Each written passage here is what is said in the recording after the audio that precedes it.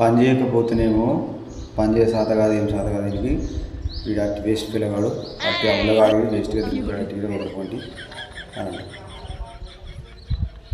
మంచి చదువుకొని ఉద్యోగం చేయొచ్చు కదా ఏమైనా పని సంపాదించుకొని పని చేయొచ్చు కదా అన్నట్టు అట్లా లేదు.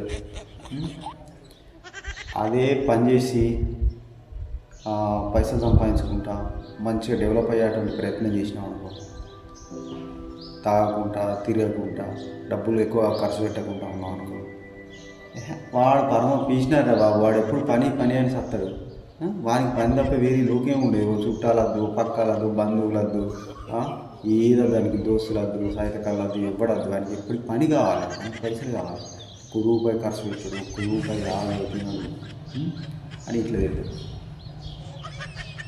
చెప్పు పని చేయకుండా సమరోగంతో బాధ, పని చేసినా లోకంతో బాధ, మరి ఎట్లా బతికేది లోకం చెప్పు.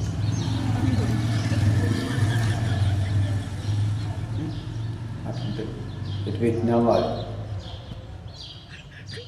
కాబట్టి వాళ్ళు ఎవరిని పట్టించుకోకుండా మన పనులు మనం చేసుకుంటూ పోతే మన సొంతంగా మనం ప్రశాంతంగా బతకాల్సి, లేకపోతే వీళ్ళు బతకలేరు మళ్ళా.